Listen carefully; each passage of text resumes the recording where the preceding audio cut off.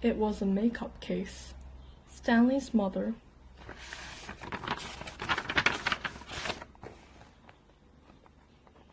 had one similar to it. He saw several bottles of nail polish, polish remover, a couple of lipstick tubes, and other jars and powders. The warden held up a small jar of dark red nail polish.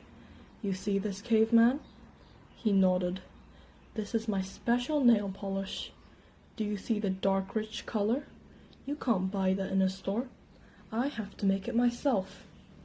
Stanley had no idea why she was showing it to him.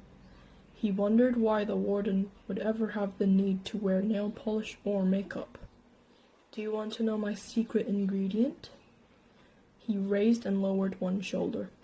The warden opened the bottle. Rattlesnake venom.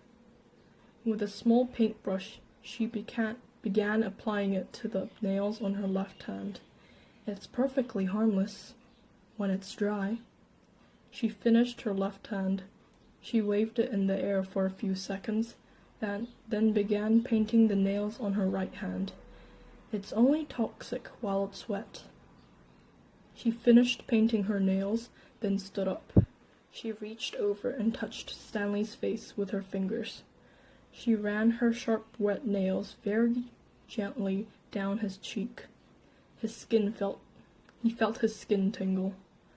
The nail on her pinky just barely touched the wound behind his ear. A sharp sting of pain caused him to jump back. The warden turned to face Mr. Sir, who was sitting on the fireplace hearth. "So you think he stole your sunflower seeds?" "No, he says he stole them, but I think it was..." She stepped toward him and struck him across the face. Mr. Sir stared at her. He had 3 long red marks slanting across the left side of his face.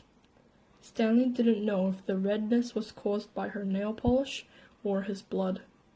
It took a moment for the venom to sink in. Suddenly, Mr. Sir screamed and clutched his face with both hands.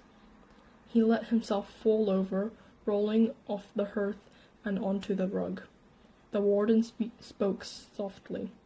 "I don't especially care about your sunflower seeds." Mr. Sir moaned.